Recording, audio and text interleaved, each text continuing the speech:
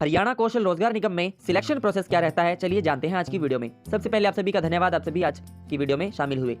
चलिए वीडियो को स्टार्ट करते हैं। अगर आप चैनल के साथ नहीं जुड़े हैं तो जल्दी से जल्दी चैनल के साथ जुड़ जाइए, चैनल को सब्सक्राइब कर ले, बेल आइकन बटन प्रेस कर ले ताकि हर वीडियो का नोटिफिकेशन आप तक पहुंच जाए। HKRN सिलेक्शन 2024 प्रोसेस क्या रहेगा, चलिए जानते हैं। HKRN सिलेक्शन प्रोसेस हरियाणा कौशल रोजगार निगम यानी कि HKRN ने अस्थायी कर्मचारियों की भर्ती के लिए पॉलिसी में संशोधन किया है, जिसमें भर्ती प्रक्रिया में बदलाव किए गए हैं। मुख्यमंत्री श्री मनोहर लाल खट्टर ने इस संशोधित पॉलिसी को मंजूरी दे दी है और यह जल्द ही जारी कर दी जाएगी। संशोधित पॉलिसी के अनुसार अब अतिरिक्त शैक्षणिक योग्यता और प्रदेश सरकार के लिए कार्य के अनुभव के अंक दिए जाएंगे। इससे योग्य उम्मीदवारों को अस्थायी पदों पर भर्ती होने में मदद मिलेगी। मुख्यमंत्री अंत्योदय परिवार उत्थान योजना के तहत मिलने वाले 50 अंक अब नहीं मिलेंगे। इससे पहले अस्थायी कर्मचारियों की भर्ती के लिए 150 अंकों की प्रणाली थी, जिसमें 50 अंक मुख्यमंत्री अंत्योदय परिवार उत्थान योजना के तहत दिए जाते थे। अब इस योजना के तहत मिलने वाले अंकों को हटा दिया गया है और कुल अंक 100 कर दिए गए हैं।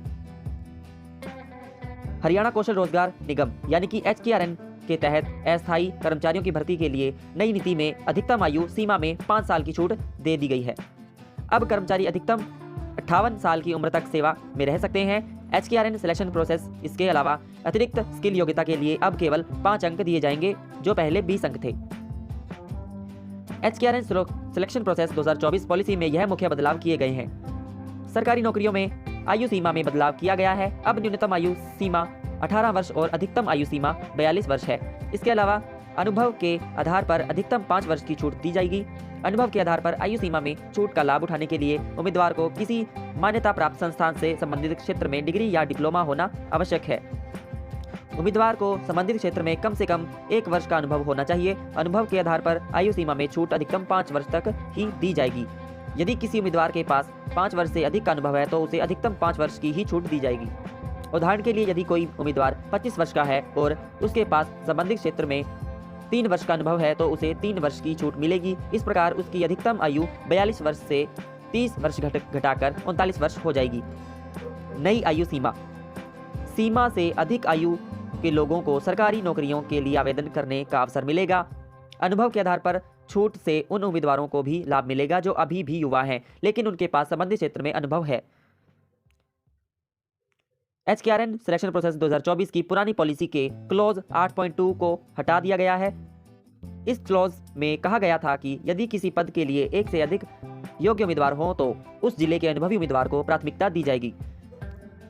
यदि उस जिले में कोई योग्य उम्मीदवार उपलब्ध नहीं है तो दूसरे जिले के अनुभवी उम्मीदवार को प्राथमिकता दी जाएगी। यदि दोनों जिलों में कोई योग्य उम्मीदवार उपलब्ध नहीं है तो अन्य योग्य उम्मीदवारों को नियुक्त किया जाएगा। नई पॉलिसी के तहत क्लॉज 8.2 को हटा दिया गया है। इसका मतलब है कि अब किसी पद के लिए योग्यता के आधार पर सभी उम्मीदवारों को समान अवसर मिलेगा। नई पॉलिसी के लाभ क्या क्या रहेंगे, चलिए जानते हैं। यह भेदभाव को कम करने में मदद करेगा। यह उम्मीदवारों को अपने कौशल और योग्यता के आधार पर नौकरी पाने का अवसर देगा। यह निगम को अधिक प्रभावशाली उम्मीदवारों को नियुक्त करने में मदद करेगा। निष्कर्ष, हरियाणा कौशल रोजगार निगम द्वारा क्लॉज 8.2 को हटाना एक सकारात्मक कदम है। यह भेदभाव को कम करने और अधिक प्रभावशाली उम्मीदवारों को नियुक्त करने में मदद करेगा। HKRN सिलेक्शन प्रोसेस 2024 भर्ती प्रक्रिया क्या रहेगी, चलिए जानते हैं। अब हरियाणा कौशल रोजगार निगम यानी कि HKRN में सिलेक्शन अधिकतम 100 अंकों के आधार पर होगा, जिसमें अंकों का बंटवारा इस प्रकार है। हमारे लेफ्ट साइड में क्राइटेरिया दिया गया है और राइट साइड में मार्क्स दिए गए हैं। क्राइटेरिया देख लेते हैं। सबसे पहले पारिवारिक आय के आधार पर 40 मार्क्स दिए गए हैं। उम्मीदवार की उम्र 10 अंक। अतिरिक्त स्किल क्वालिफिकेशन 5 अंक। अतिरिक्त शैक्षणिक योग्यता 5 अंक। सामाजिक आर्थिक स्थिति के आधार पर 10 अंक। CET पास उम्मीदवार के लिए 10 अंक। ईज ऑफ डेवलपमेंट के लिए 10 अंक। देश सरकार में कार्य अनुभव होने पर 10 अंक। इस प्रकार कुल 100 अंकों के आधार पर भर्ती होगी। पहले कौशल रोजगार निगम नीति के अनुसार 100 अंकों के आधार पर चयन होता था, जिसे अब घटाकर 100 अंक कर दिया गया है।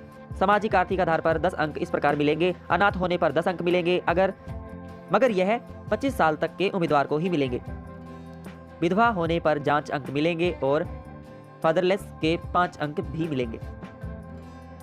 तो साथियों उम्मीद करता हूँ आप सभी को हमारी आज की वीडियो पसंद आई होगी, है ना साथियों। अगर पसंद आई हो तो प्लीज़ यार वीडियो को लाइक और चैनल को जरूर सब्सक्राइब कर दें। तब तक के लिए आप सभी का धन्यवाद। बोलिए जय श्री राम, जय श्री राम, जय श्री राम, और सब्सक्राइब कर दें क्योंकि सब्सक्राइब का कोई भी पैसा नहीं लगता है।